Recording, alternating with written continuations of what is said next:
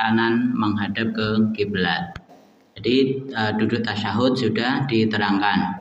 Begitu pula berkaitan dengan bacaan at-tahiyat. Jadi sebelumnya para sahabat itu kan mengucapkannya minta keselamatan untuk malaikat Jibril, Mikail, terus sebutkan beberapa orang. Nah, terus Nabi ngasih contoh untuk baca at-tahiyat itu adalah dengan untuk baca salam itu dengan at-tahiyatu lillah wassalawatu wattayyibah. Assalamu alayka ayyuhan nabiyyu wa rahmatullahi wa barakatuh. Assalamu alayna wa ala ibadillahi sholihin. Kalau ini dibaca, semua manusia yang baik, malaikat yang baik, hamba-hamba Allah yang baik sudah masuk di sini. Kalau sudah masuk di sini berarti kita doanya untuk banyak orang, untuk banyak malaikat. Kalau kita berdoanya untuk mereka semuanya, berarti kita pun juga akan didoakan oleh malaikat walakamislu. Amin walakamislu, kan seperti itu. Ini berkaitan dengan at-tahiyat. Begitu pula salamnya. Terus setelahnya itu bacaan sholawat. Bacaan sholawat waktu itu dalam satu hadis disebutkan bahwa ada sahabat Nabi yang tanya, ya Rasulullah, engkau udah ngajarin kami salam, mengucapkan salam, assalamu alayka ayyuhan nabi wa rahmatullahi wabarakatuh, dan assalamu alayna wa ala ibadillahi sholihin. Kan udah seperti itu.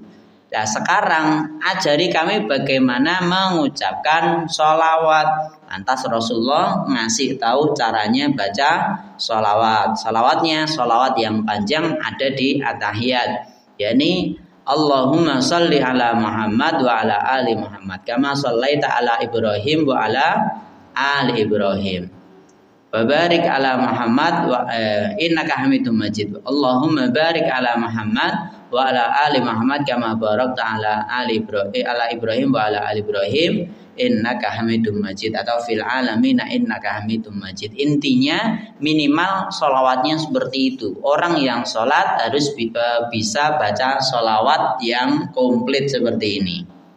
Ya, yang perlu disampaikan di sini adalah sholawat kepada Nabi di ketika sholat itu tidak ada kata sayyidina. Sebelumnya sudah saya sampaikan. Jadi ketika kita sholawat tidak pakai kata sayyidina. Penggunaan sayyidina itu biasanya dilakukan oleh orang-orang Indonesia. Biasanya dilakukan oleh orang-orang Indonesia untuk penghormatan. Karena orang Indonesia biasanya untuk manggil orang lebih tua itu kakak, mbak, pak, bu, mbah, mbah kakung, mbah putri. Itu panggilannya pakai penghormatan seperti itu. Nah, adapun di Saudi di zaman Nabi, para sahabat itu manggilnya langsung biasanya. Kecuali kalau sahabat manggil Nabi Muhammad itu pakai ya Rasulullah atau ya Nabi Allah, seperti itu. Kalaupun ada sahabat yang langsung manggil dengan namanya Nabi Muhammad, misalnya ya Muhammad gitu, ada. Itu biasanya orang desa yang nggak pernah belajar, belum tahu unggah-ungguh. Nah itu baru manggilnya ya Muhammad. Ada itu Nabi Muhammad, manggilnya ya Muhammad. Tapi ya apa-apa, Nabi juga nggak marah. Karena memang kebiasaan mereka seperti itu. Nah, adapun nanti ada Sayyidina, itu sebenarnya kebiasaan orang Indonesia saja. Artinya Sayyidina itu apa toh? Tuan kami, atau Sayyidati. Nanti kalau Sayyidati itu singkatannya tadi Siti. Nah, Siti itu kan dari kata Sayyidati. Sayyidati kan nenek Siti misalnya. Siti Aisyah. Aslinya jenenge ya Ger Aisyah. Tapi nek wong Indonesia tadi Siti Aisyah. Coba di wong Indonesia neng Saudi Siti ngono bingung wonge. Jadi orang Arab Siti apa tuh ora ngerti. Padahal itu ya aslinya dari bahasa Arab, cuman disingkat dhewe karo Indonesia. Jadi Sayyidati. Atau istrinya Fir'aun itu Siti Asiyah misalnya. Atau istrinya Nabi Adam namanya Siti Hawa. Aslinya jenenge Gur Hawa, tapi orang Indonesia nyebutnya Siti. Nah, jadi seperti itu. Dan kembali lagi ke hadis ini berkaitan dengan sholawat. Ketika sholat jangan pakai Sayyidina, karena dalilnya orang neng. Golek dalil to sak ketemumu, kecuali tok tambahi dhewe tok sisiwi dhewe mungkin enak. Tapi kalau aslinya itu enggak ada Sayyidina atau pakai Sayyidina Muhammad, nah misalnya Allahumma sholli ala Sayyidina Muhammad, nah misalnya seperti itu enggak ada, carian.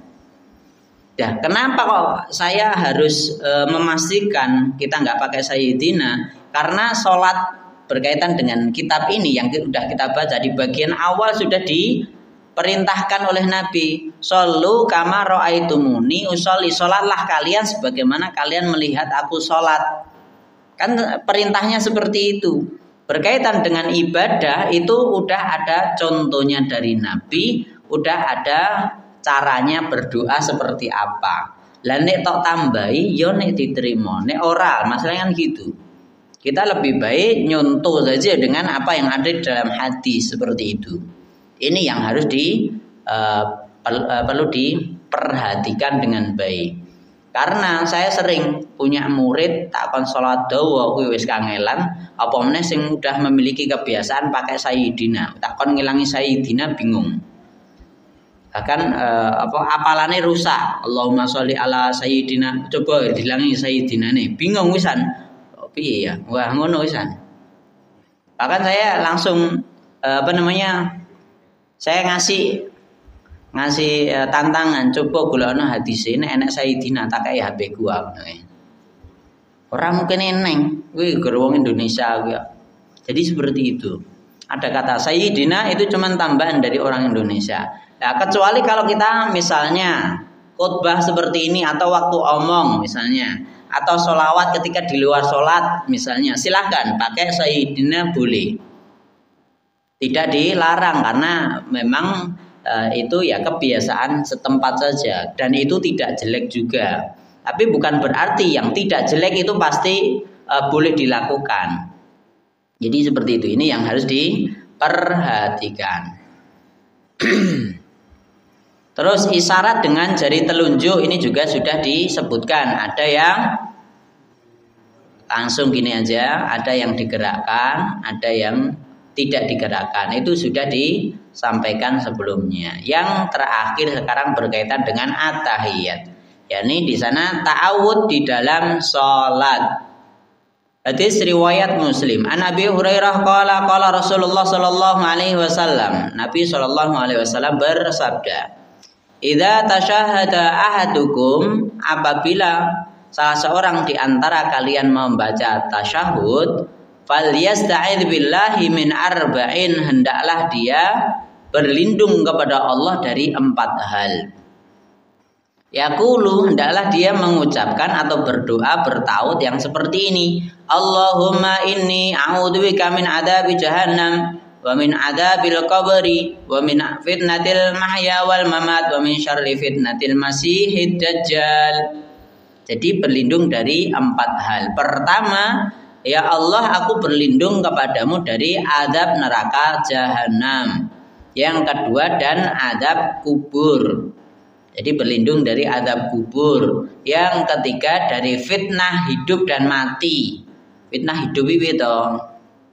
Urip sosok ya enek fitnahe misale, enek cobaane berat misalnya. Minta perlindungan seperti itu. Wal mamat, dan fitnahnya mati. Fitnahnya mati gimana? Bar mati mah dirasani wong akeh misalnya. Itu kan ya fitnah orang mati. Jadi kita berlindung dari hal yang seperti itu. Kalau berlindung dari api neraka jelas, berlindung dari siksa kubur jelas. Kalau berlindung dari kehidupan dan kematian, fitnah kehidupan dan kematian itu di situ banyak. Fitnahnya hidup banyak, kita hidup banyak ujiannya, banyak fitnahnya, kita berlindung dari hal-hal yang menjurus pada fitnah. Begitu pula fitnah mati, kematian itu juga terkadang ada fitnah di sana. Makanya kita diminta perlindungan kepada Allah dari hal tersebut. Dan yang terakhir, wa min syarri fitnatil masiihid dajjal, dan dari buruknya fitnah al-masiihid dajjal. Al-masih itu adalah yang biasa jalan. yang sering jalan, Masihid Dajjal. Makanya Nabi Isa itu juga ada istilahnya Isa Al-Masih. Karena ya sama, dia sering dakwah ke sana namanya Al-Masih. Dajjal juga Al-Masihid Dajjal. Nah, berlindung dari Dajjal ini.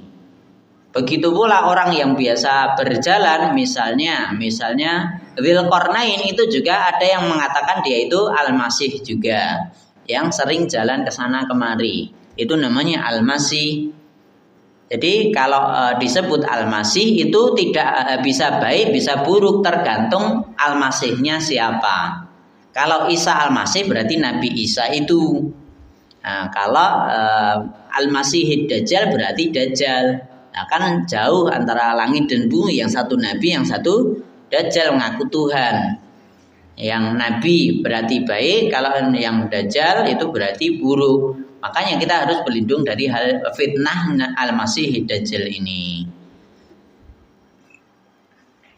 Ta'awudz artinya memohon perlindungan. Mohon perlindungan kepada Allah itu sangat penting. Sebab ini menunjukkan kesadaran bahwa dirinya sangat lemah di hadapan Allah, sehingga menimbulkan sifat ta'awudz. Jadi kita merasa rendah. Jadi kita merasa rendah. Kalau kita sudah merasa rendah berarti kita mengagungkan Allah. Itulah yang seharusnya dilakukan oleh setiap hamba, seorang yang ngakunya muslim harus ta'awudz, berlindung kepada Allah. Yang kedua, berdasar riwayat lain dari hadis-hadis yang sah, boleh saja dipilih bacaan mana yang disukai. Maksudnya apa? Ta'awudz itu juga ada ta'awudz yang lain, berlindung dari hal-hal yang lain. Silahkan. Pada prinsipnya diperbolehkan untuk mendoa dengan doa apa saja yang diinginkan. Memang ada dalilnya ada. Tsumma yatakhayyaru minad du'ai ajibahu ilaih. Kemudian supaya memilih dari doa yang paling dia senangi. Maksudnya ketika sudah atahiyat sudah dibaca, salam sudah dibaca, sholawat sudah dibaca, setelah itu silahkan doa semaumu. Syaratnya satu, bahasa Arab. Syaratnya satu, pakai bahasa Arab dungone nek pas sholat.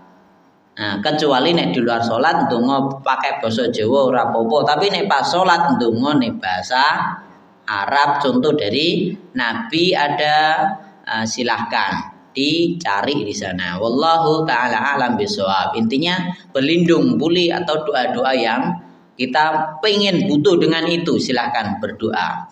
Misalnya kita butuh kesembuhan, ya minta sama Allah ketika tahiyat itu, silahkan. Atau berlindung dari kikir atau bakhil, atau berlindung dari utang sing ra iso nyaur misalnya, atau berlindung dari kepikunan, silahkan. Nah, silahkan berdoa setelah atahiyat itu selesai, boleh, silahkan itu. Selanjutnya ini juga penting. Ta'awudz dalam sholat dibaca pada rakaat terakhir sesudah tasyahud sebelum salam. Sesudah tasyahud sebelum salam.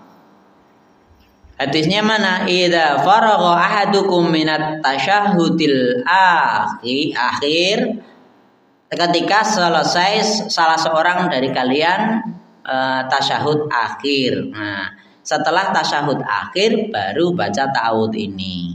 Dulu pernah ada yang tanya, nek atahiyat mocone tekan salam tok piye ora nganggo selawat? Ya ora iso. Dan guruku ngajarine tekan salam tok piye? Misalnya tekan selawat tok ding, tekan Atahiyatullah wa salatu wa thayyibah. Assalamu alayka ayyuhan nabiy wa rahmatullahi wa barakatuh. Assalamu alayna wa ala ibadillahi sholihin. Nah, terus apa? Terus syahadat kan gitu kan. Syahadat ini harus dibaca di atahiyat pertama dan terakhir. Karena enek sing tekan kono tok baru langsung ngadeg, makanya atahiyat pertama kok cepet men. Tekan kono tok masalahe. Nah, padahal itu harus pakai tasyahud, asyhadu alla ilaha illallah tadi yang panjang tadi. itu harus dibaca. Kenapa kok gitu? Dalil ini tadi loh, dalil tasyahud yang akhir, berarti ada tasyahud yang awal kan gitu kan? Berarti ketika atahiyat pertama itu pakai tasyahud. Sehingga ya atahiyate ya rada sok suwe. Nek macamu gur atahiyat tekan ki mau sadurunge tasyahud, kuwi pasti duduk tasyahudmu gur sedilit. Kok ngerti ya iya no. Aku macaku cah enom macane luwih cepet biasane lho biasane. Macaku cepet kok ya luwih cepet kok ndang ngadeg iki piye berarti macamu tak korupsi mesti tak korupsi. Tak korupsi mesti kan gitu. Sampai tasyahud. Nah, nanti di atahiyat akhir setelah tasyahud baru ta'awud ini. Allahumma inni a'udzubika, nah tadi min adzabi jahannam wa min adzabil qabr wa min fitnatil mahya wal mamat wa min syarri fitnatil masiihid dajjal. Selain itu kalau adab neraka jahanam jelas ning Quran ana dalil kabeh. Nek azab kubur menurut ulama iki menurut ulama. Ada yang kalau berkaitan dengan azab kubur ada yang mengatakan itu karena ini kan berkaitan dengan akidah kan, berkaitan dengan akidah kita harus yakin. Tapi ada yang bilang ya itu enggak terjadi jenenge azab ning akhirat nanti. Ada yang bilang sampai seperti itu karena ini dalam Al-Quran juga tidak disebutkan. Wallahu a'lam bishawab. Jadi ada yang seperti itu. Tapi kebanyakan ulama tetap mengatakan adab kubur itu ada. Buktinya apa?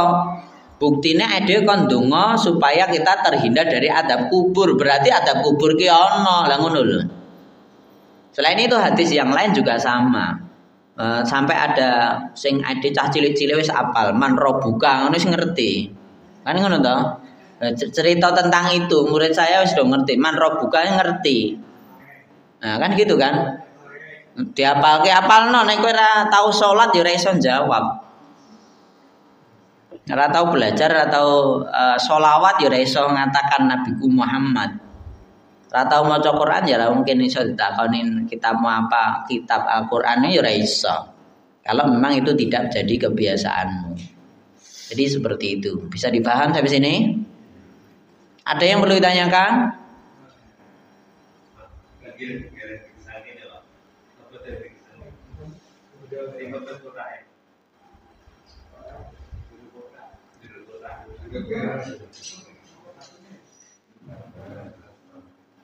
Sing butuh diganti batu kita iki ada baterainya ini. Bagian akhir ada baterainya. Lah ini ora urip iki kita mau. Makanya saya tadi maca tadi luput iki suara aku ora tekan iki.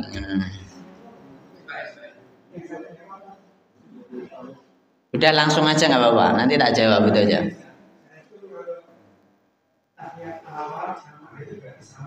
Pribun? Bacaannya sampai Hamidum Majid tadi. Nah, sampai situ, benar.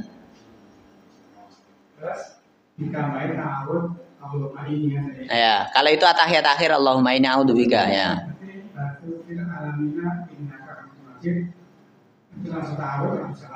Ya, setelah ta'awudz salam itu untuk atahiyat terakhir.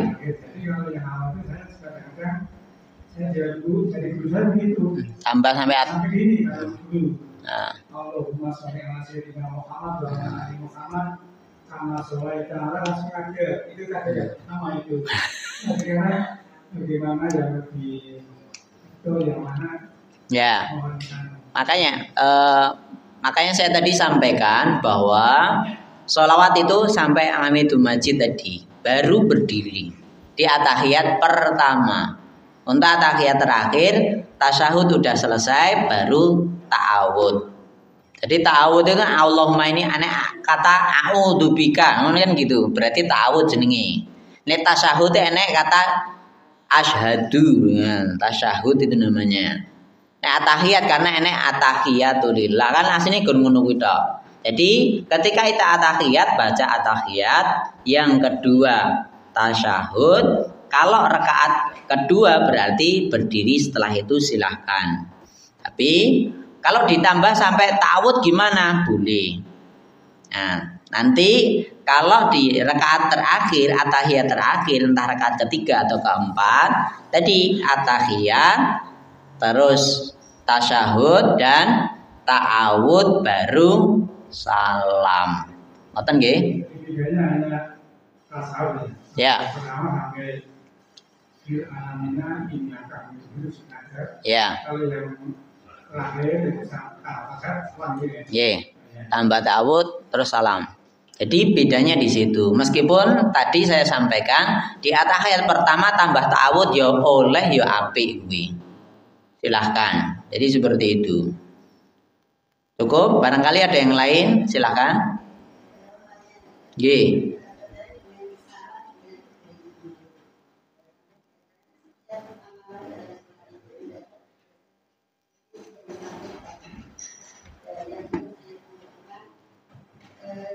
Mulainya kita menuju ini saat kita duduk apa saat kita duduk.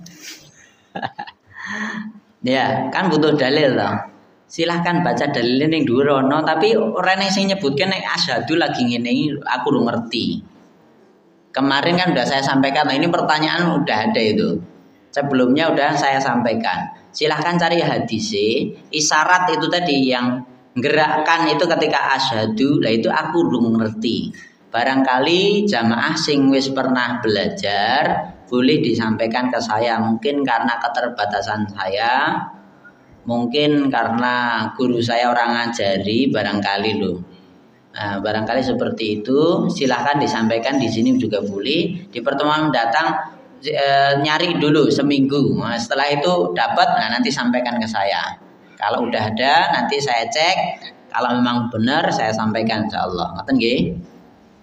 Jadi kalau setahu saya namanya isyarat itu dari awal, setelah duduk itu dari awal. Jadi at-tahiyatulillah itu langsung nunjuk. Kalaupun enggak gerak ya enggak gerak, nek gerak ya kat kuwi kabeh gerak terus. Jadi seperti itu. Geraknya tidak dibikin-bikin, santai aja. Ngoten nggih? Cukup insyaallah. Nggih. Saat kita membaca al-masih dan dajjal. Itu yang maksud al-masih dan kita pernah dengan kisah itu nanti di akhir zaman al-masih ini akan keluar dan dajjal itu juga akan keluar. Apa yang dengan kita Tadi udah saya sampaikan. Silahkan didengarkan lagi nih. Ini penting karena jangan salah. Ning kene berlindungnya dari al-masih dajjal itu sak wong.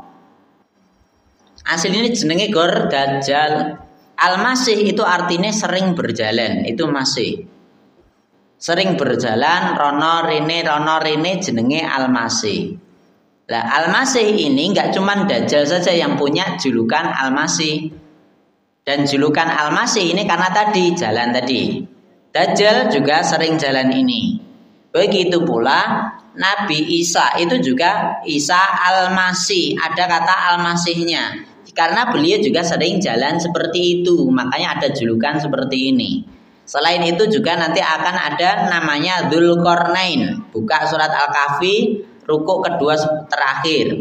Itu bahas tentang Dzulqarnain. Itu juga ada yang menyebutkan dia itu juga al-Masih karena ke timur, ke barat, ke tengah sampai ketemu Ya'juj dan Ma'juj. Nah, gitu kan? Itu ada istilah al-masihnya. Di dalam ta'awud ini kita berlindung dari al-masih dajjal, berarti kita berlindung dari dajjal itu sendiri. Bukan al-masih yang Nabi Isa. Meskipun benar juga ada hadis yang menunjukkan bahwa Nabi Isa akan turun, tapi bukan kita berlindung dari Nabi Isanya toh yo. Nabi Isa kan baik. Kan gitu. Makanya saya tadi bilang al-masih itu tergantung sing disebut sapa. Nek sing disebut dajjal berarti ya dajjal, nek sing disebut Nabi Isa ya Isa. tergantung sing disebut sapa. Karena sing disebut Dajjal berarti Dajjal ki elek, kita harus berlindung dari Al-Masih Dajjal. Kalau yang disebut Nabi Isa berarti itu Nabiullah sebelum Nabi Muhammad, dan kita harus mengimaninya pula, kita harus menghormatinya pula. Nanti ketika Nabi Isa turun ke dunia, Imam Mahdi pasti sudah keluar. Imam Mahdi, imam yang terakhir, mimpin orang semua Islam sedunia. Itu pasti udah keluar, Nabi Isa baru turun. Turunnya untuk apa? Memecah salib. Kan gitu. Ada dalilnya semua seperti itu ada.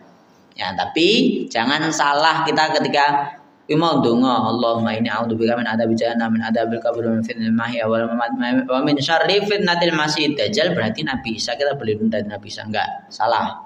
Kita berlindungnya dari Dajjal saja. Kenapa kalau kita berlindung dari Dajjal? Dajjal itu ngaku Tuhan. Karena Allah beri kekuasaan untuk dia nurunkan hujan atau bikin panas atau bikin tanaman langsung gede berbuah, terserah. Atau padi lagi ditandur langsung panen, oh iso, terserah dia. Atau udah tinggal panen langsung kering, ra iso dipanen, iso, terserah dia.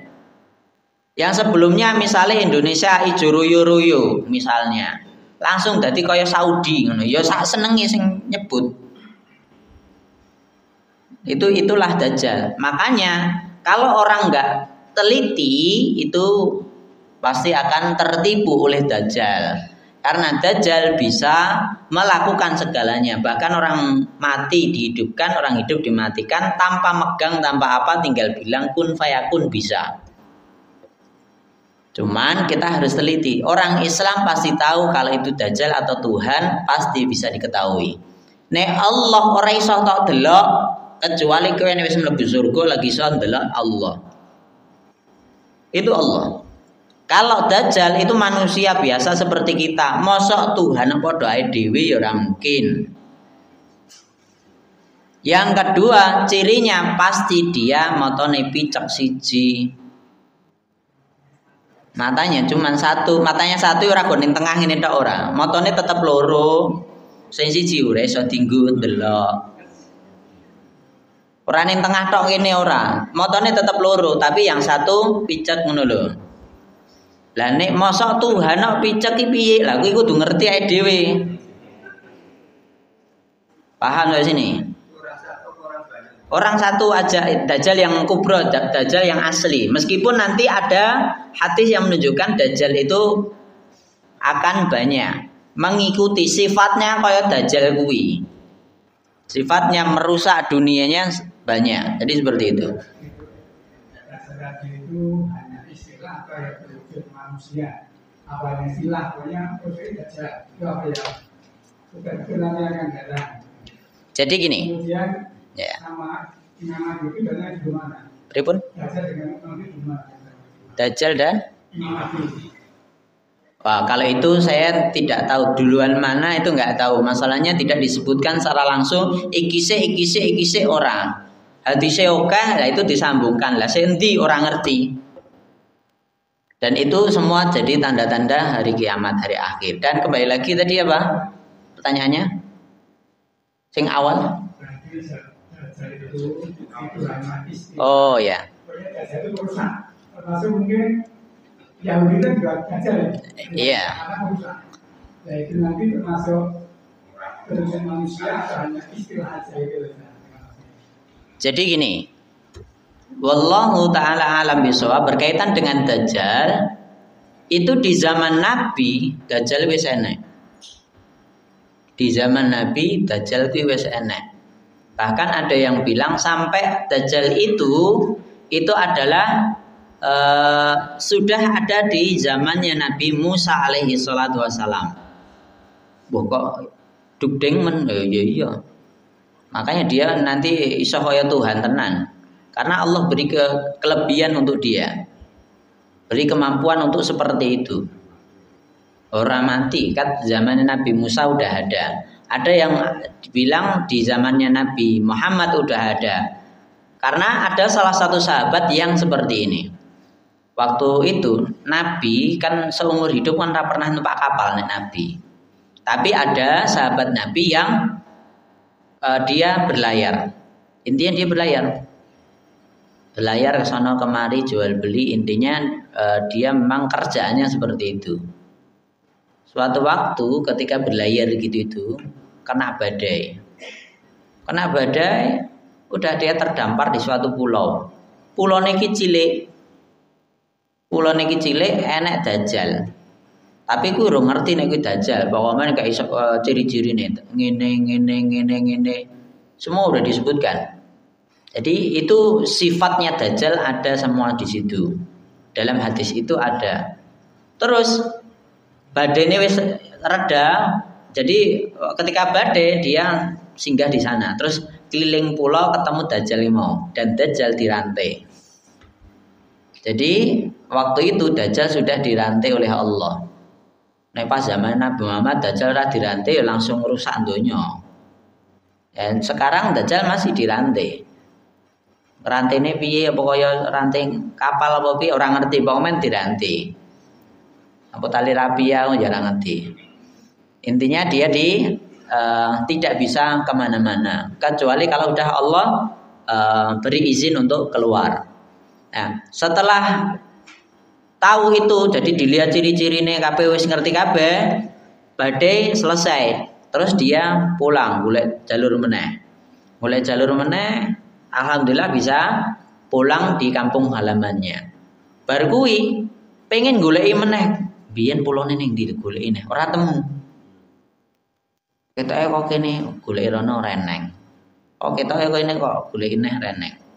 Wallahu alam bisawab. Intinya seperti itu. Sampai dia karena ada pemikiran tak golek ora temu piye, tanya sama Nabi. Ya Rasul, dulu aku ngene diceritake kabeh, aku kena badai terdampar ning kene. Ketemu wong sing cerine ngene sebut kabeh. Itulah dajjal. Jadi seperti itu. Jadi dajjal yang asli seperti itu. Dajjal sing menungso dan nanti di akhir zaman itu akan keluar ya dia. Wallahu a'lam bishawab. Terus Nabi bilangnya disebutkan bahwa nanti di akhir zaman sebelum keluar dajjal yang asli tadi sing wonge kuwi mau, itu ada sing sifatnya mirip karo dajjal ki. Dan itu banyak. Jadi sebagai istilah saja, dajjal kecil sebutannya seperti itu. Ya, dia ngerusak dajjal. Tapi sifat merusak dunianya ada pada orang-orang tertentu. Makanya ada istilah orang Yahudi itu dajjal dan lain sebagainya. Ya, wallahu a'lam bishawab, yaitu bisa jadi juga dajjal. Intinya ngerusak, bukan orang Islam mesti. Peperangan antara Palestina dan Israel. Kami dapat WA itu katanya kalau Yahudi sudah hancur nanti kiamat. Betul tidak? Oh ini adalah ya. Sampai akhir zaman nanti kita tetap akan berperang sama Yahudi. Orang Islam akan berperang dengan orang Yahudi selamanya. Sampai dikalahkan sama Imam Al-Mahdi. Jadi dipimpin oleh Imam Mahdi, baru nanti sedunia ini hampir semuanya jadi orang baik. Jadi gini, sesekali lihat film, kita sing tua-tua rasa ndelok film ya. Aku mbiyen pas jadi cilik seneng ndelok film.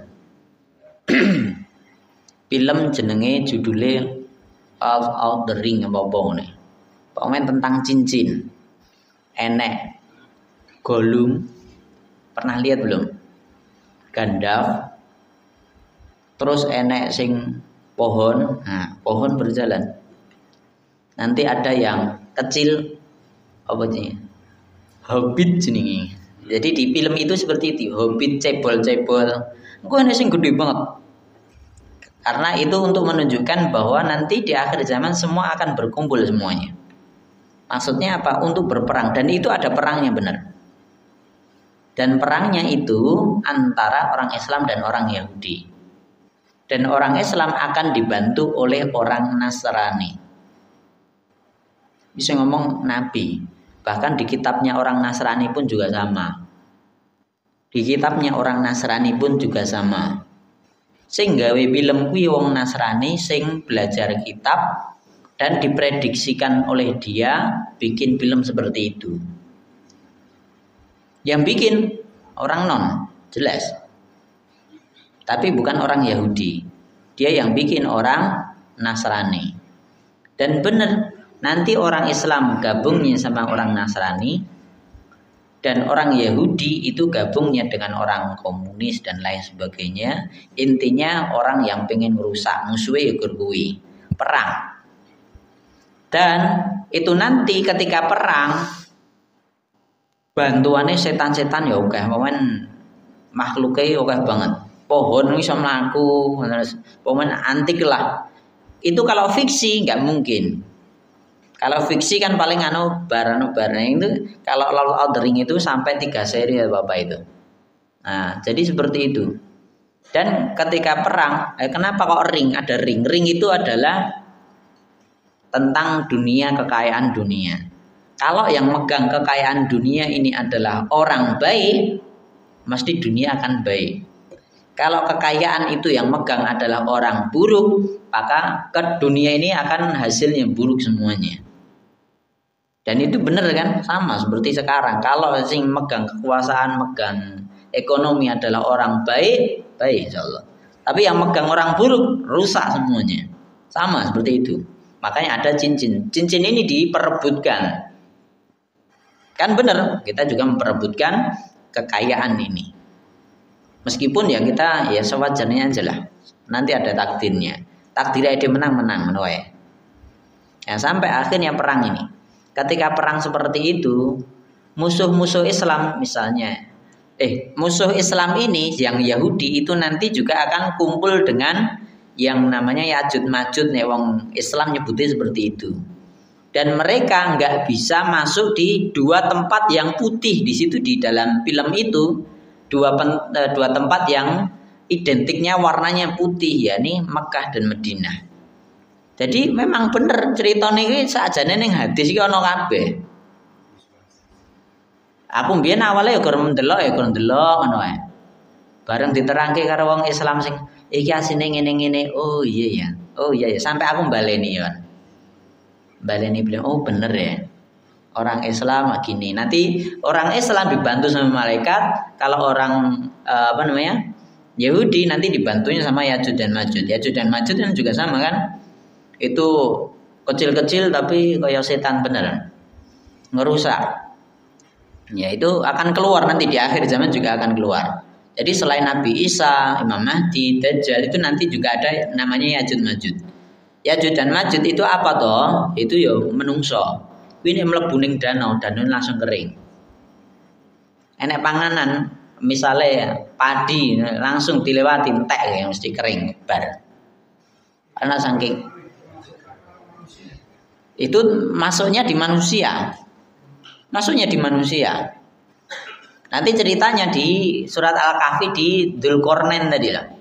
Jadi Ya'juj dan Ma'juj itu sudah ada sejak zamannya Dzulqarnain. Dzulqarnain itu sebelum Nabi Muhammad. Dia sejenis manusia tapi ngerusaknya berat. Jadi kemana saja nanti disebutkan seperti itu. Enek danau dilewati Ya'juj Ma'juj kering langsung piye.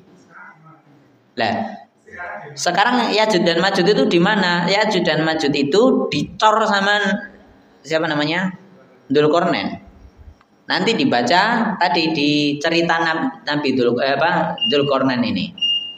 Di surat Al-Kahfi ayatnya sebelum 100 kira-kira 90-an. Itu nanti pasti ada ceritanya Ya'juj dan Ma'juj. Nah itu sudah ada. Lah terus karena dia ngerusak orang-orang sekitar Ya'juj dan Ma'juj, ngeluh sama Dzulqarnain, ya wis ngene wae. Dia dimasukkan di sana, dikurung di sana, terus dicor sama besi ya Bapak itu. Yang ngecor dibantu. Dzulqarnain dibantu orang-orang sekitar. Dan itu di zaman Nabi sudah berlubang segini. Katanya udah berlubang. Kalau dan lubangnya itu akan membesar terus menerus sampai newes wayahe metu kabeh. Rusak dunia. Jadi kok bisa berlubang segini tok? Karena memang dicor dengan besi itu. Cukup sampai sini? Ya. Untuk bacaan salam. Salam. Salam kanan dan kiri itu apa juga sampai yang kiri juga sampai assalamualaikum warahmatullahi wabarakatuh. Ya. Nek pertanyaan yang ngono tak wocoke bar kuwi. Bab 12. Salam penutup salat. Sunan Abu Dawud. An Alqamah bin Wa'il an abihi qala shallaitu ma'an Nabi sallallahu alaihi wasallam, aku salat bersama Nabi sallallahu alaihi wasallam, wa kana yusallim an yaminihi, beliau mengucapkan salam ke kanan, jadi ngarah ke kanan ini, assalamualaikum warahmatullahi wabarakatuh. Wa an shimalihi, dan ketika mengo ke kiri bacanya assalamualaikum warahmatullahi. Hadis riwayat Abu Dawud. Keterangan dari beberapa riwayat terdapat perbedaan dalam ucapan salam. Dalam kitab Bulughul Maram, hadis nomor 339, baik ke sebelah kanan maupun kiri semua memakai wa barakatuh. Ini dalile kabeh yo kan. Nek seneng kene kan tekan wa barakatuh ning kanan, kirine tekan wa rahmatullah ngono to. Nah, nanti di Bulughul Maram kanan dan kiri sampai wa barakatuh kabeh. Ada juga riwayat yang baik yang kanan maupun kiri hanya mengucapkan assalamualaikum bareng noto ya wis. Boleh. Ada riwayat yang seperti itu. Sebaiknya kita memilih amalan yang sudah jelas hadisnya sampai kepada kita. Ade macane apa lakoni. Jadi kita berbuat atau melakukan sholat itu pakai dalil, ojo gor jari-jari nggak boleh. Sampai di sini garis besar ilmu tentang sholat sudah kita telaah dengan hadis-hadis sebagai sumber rujukan yang sah. Dengan demikian insya Allah sholat yang akan kita lakukan berdasarkan sunnah Rasulullah SAW, bukan sekedar ikut-ikutan. Bagi yang ingin mendalami ilmu sholat bisa mendapatkannya dalam setiap kitab hadis, Musnad Ahmad, Bukhari, Muslim, Abu Dawud, Tirmidzi, Nasai, Ibnu Majah, Darimi, dan kitab hadis yang masyhur. Paham sampai sini berkaitan dengan salam? Ya, gampang dong. Yang lain, silahkan. Bolehkah kita melakukan sholat muhim itu setiap hari gitu? Sholat jenazah gaib? Ya, setiap hari gitu kan? Ya, gini. Sholat gaib itu wallahu ta'ala alam bisawab terjadi di zaman Nabi untuk Raja Najasyi teman itu. Raja Najasyi itu dia sebelumnya orang Nasrani, orang yang belajar kitab Injil dan beliau pinter Injil, tahu syariatnya, menjalankan isi kitabnya itu dengan baik. Itu orang Raja Najasyi tadi. Terus gini, ketika kabar meninggalnya Raja Najasyi kepada Nabi, waktu itu di kerajaan Najasyi itu semuanya bukan Muslim gitu loh. Rajanya Muslim, dia kelihatan bahwa iman dengan Nabi Isa. Ketika didakwai juga mau. Ketika didakwai oleh utusan Nabi Muhammad juga mau.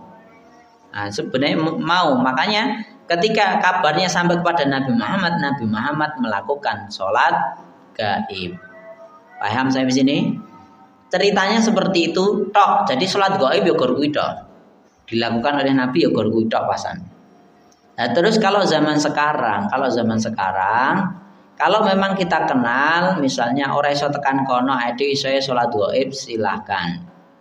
Tapi nek tiap hari lha kowe nyolati sapa? Iya. Karena saudara kita kan di Palestina kan di Badai, hampir tiap hari ada. Ya itu kan otomatis karena dia jadi gini. Sholat jenazah itu fardunya fardu kifayah. Jadi cukupkan di sana. Nek ade ora kenal rasa sholat.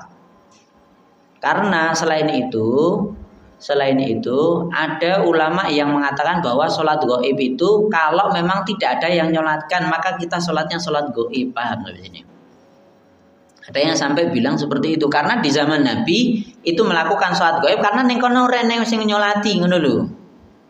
Karena seperti itu. Coba ning kono wis ana sing nyolati, ora disolatke ning kene.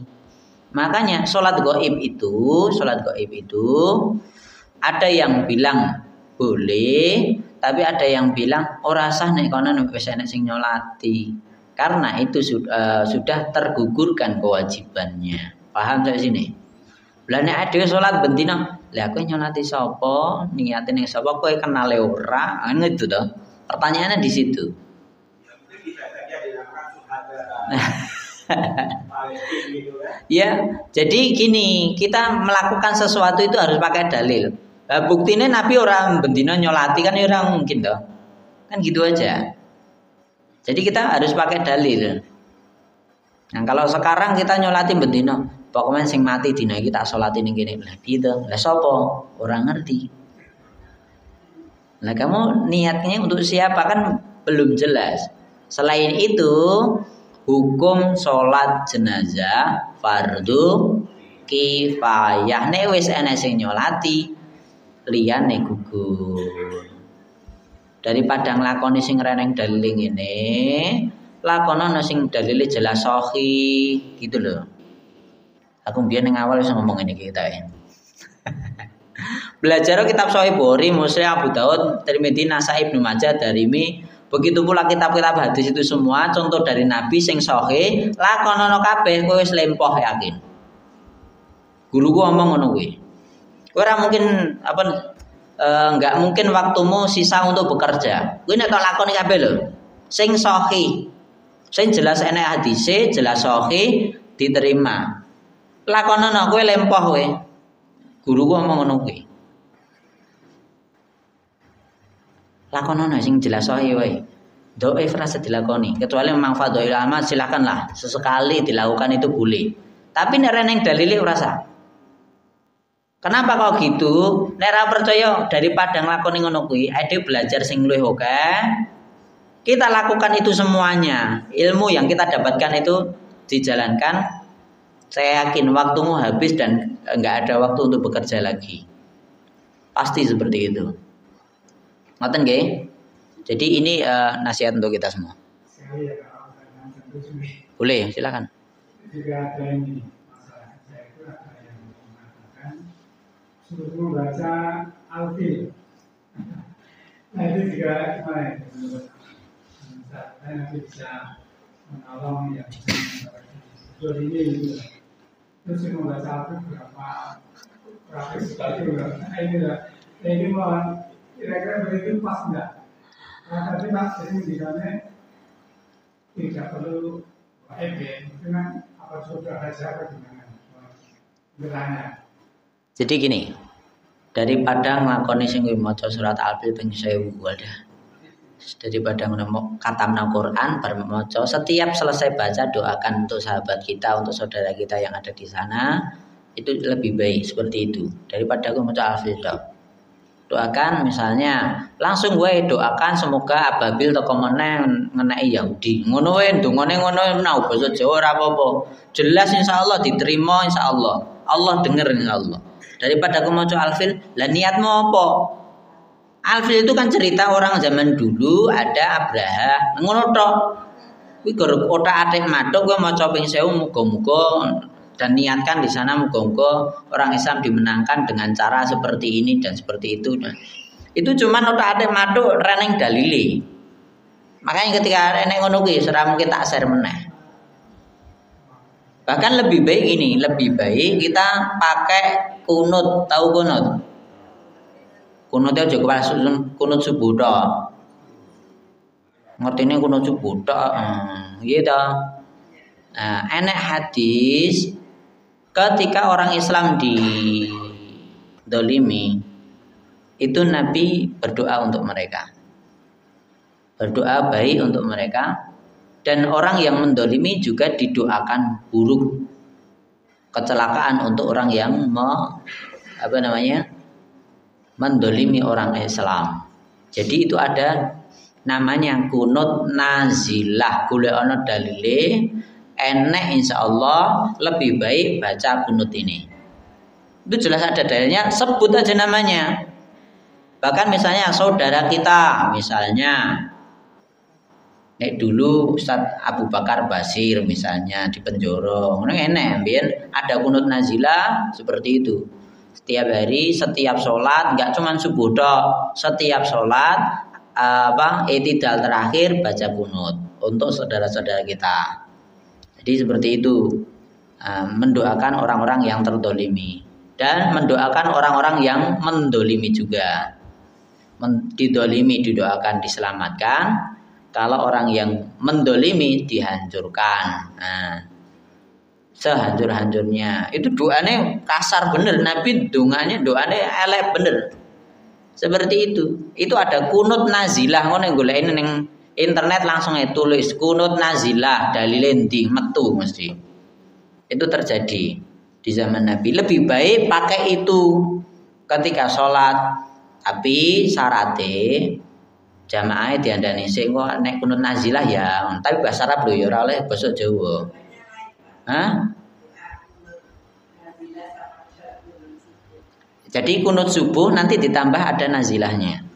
Jadi ada doa kunut subuhnya tadi terus ditambahi kunut nazilahnya. Jadi seperti itu. Ngoten nggih? Nanti silahkan cari dalilnya ada itu. Nah, kebanyakan uang ngerti ini kunut subuh. Sing kunut nazilah ngene iki ora ngerti. Karena apa? Kowe mau kitab hadis urung katam. Nah, sehingga nglakoni sing ora penting, lah ngono kuwi sosok. Sing reneng dalile, sing dhaif, sing bahkan hadis maudhu dilakoni kabeh. Nah, biasane ciri-ciri iki sing ngomong guruku iki. Ciri-ciri hadis dhaif atau ciri-ciri hadis palsu, kowe kan maca ngene ping semene. Lah ngono ki ciri-ciri kok pahalane gede banget tur penak banget dirungokke penak. Lah kuwi biasane hadise ora dhaif, sosok maudhu. Maudhu kuwi apa? Bukan hadis. Ngono kuwi mesti kamu baca ngene mesti dapat seperti ini seperti itu. Halo, ini sering disampaikan atau biasanya sing disampaikan sing penak-penak. Biasanya ngajian sing seneng ngrungokke ibu-ibu yang teko. Kamu mencucikan baju suamimu. Seperti pahalanya Allah. Kamu mencium suamimu. Ya itu dapat pahala tapi ora segitunya ngono lho, ora segitunya itu bikinan saja. Kan kowe bersyukur kepada suamimu. Lah gitu aja sini. Ya nek krungu ngono kuwi wis golekno hadise to ora temu mesti. Dan saya pernah sering terjadi tak goleki hadise. Ngawur tenan ora eneng ngene. Enggak ada itu. Ya wis ngono kuwi. Bahkan kalau zaman sekarang itu kan zaman keterbukaan toh. Nanti ada satu aplikasi kalau yang dulu di awal tahun 2009, 2010 itu udah ada namanya Maktabah Samilah. Itu paling baru 2 giga. Terus 2 tahun setelahnya jadi 5 giga. Nanti sampai 15 giga. Itu isinya apa? Maktabah Samilah itu isinya semua kitab lebih. Kitab misalnya kitab Bukhari kuwi nek dadekke gigaan, dadekke file kuwi go reneng paling go pirang mega ngono tok. Sak giga reneng. Cilik banget mesti. Tapi nek dicetak dadi ngene. Kok sarahnya misalnya segini itu kecil kalau wujud kitabnya tulisan ngono kuwi kecil tok. Enggak itu sampai 15 giga kalau sekarang. Itu berarti di sana ada ribuan kitab. Kowe nyari di situ, misalnya ngetik aja kitabnya, itu semua keluar. Hadis yang maudhu, hadis yang dhaif, kabeh keluar. Bahkan saya sering bareng ngono iki khotbah ngono kuwi, kok kaya ngono men to hadise to tak goleki ora temu. Padahal kitabe wis semono kae. Nek aplikasi kan jelas mesti metu ta kudune. Kuwi ora metu berarti kan yo ngapusi. Nah, jadi seperti itu. Wallahu a'lam bishawab. Jadi kita harus lebih hati-hati lagi. kalau ada orang meninggal orang muslim itu hasil itu berbeda. Katanya kalau mendoakan sampai mengantar jenazah sampai ke daerah itu pahalanya seperti 20 ikut, itu hadis itu sahih atau hadis langsung pencerahannya. Kalau itu hadisnya sahih. Kalau itu hadisnya sahih. Jadi kalau ada sesama muslim meninggal dunia, nek layat pengen dapat pahala, kamu harus sholat jenazah kedua ngubur. Nek kowe gor teko ngebone amplop ora itu pahala. Pahalamu sedekah tok membantu saudarane, membantu dulure. Tapi ora itu pahala yang 2 kirot. 1 kirot kalau kamu sholat untuk dia. Kirot kedua itu kalau kamu nganter sampai di pekuburan. Hadisnya sahih. Hadisnya sahih. Nek kowe gor teko-tokan ada toh orang-orang ngakunya muslim, ngerti wong muslim meninggal, teko rono gor linggo jagongi apa namanya? Piye kok mati lara apa? Suwe, ceritane suwe. Linggo wis di yam-yam sing sabar ya terus. Nah, terus bantu ya aku iso bantu iki atau leboke amplop. Kowe itu mau apa? Gor sedekah dan paling yam-yam tadi mengajak sabar, udah itu toh. Kalau kamu pengen lebih banyak pahalamu, 1 kirot sholat jenazah. Dewe ora apa-apa langsung ngarepe sholat. Bar. Pahalamu 1 kirot itu apa? Rasul bersabda 1 kirot itu seperti gunung Uhud. Seperti gunung Uhud. Kalau pengen kamu dapat 2 kirot, maka kamu harus nganter sampai pekuburan. Nek iso ya ngubur. Zaman saiki nek ngubur wis dibayarki. Makane wong nek ngubur ngono kuwi ora teko rono. Alah engko enek sing ngurusi kuwi. Lah nek kowe ngono ora entuk pahala. Paham dari sini? Nah, terus kaitan dengan orang meninggal ini, saya tambah sedikit yang rada lucu. Wong Islam ngingu kira oleh berapa? Misalnya ini pertanyaan ngono. Oleh tapi apa namanya? Setiap hari pahalamu dikurangi 1 kirot setiap harinya. Baleni tak ulangi. Wong ngaku muslim duwe kire ya apa? Nah, asu. Wis pokok. Ngono kuwi lah. Duwe ngono kuwi nek kowe duwe 1, pahalamu sedina dikurangi 1 kirot. Nek kowe duwe 2 ya langsung 2 kirot. Lah pahalamu pirang gunung? Pirang gunung entek pahalamu nek kowe duwe kire. Poneh kok pangan, wah dosanya gede. Paham saya sini? Terus, nek guru saya dulu bilang, memang ada hadisnya boleh punya kiri boleh. Tapi aku mau guru saya nyampaikan, ya terutama kalau kiri boleh untuk apa? Untuk jaga rumah atau jaga taman, itu ada dalilnya boleh. Dan itu syaratnya nggak boleh dimasukkan di rumah, harus di luar, makannya harus syaratnya banyak tuh. Tapi setelah syarat itu sudah dipenuhi, pahalamu tetap dikurangi 1 gunung. Wah ngel banget ya. Nek gue belum. Atau kiri itu kan ada yang untuk berburu kan ada toh. Misalnya kamu seperti itu, boleh nggak? Boleh. Ya syaratnya gue mau tiap hari kurangi 1 kirot.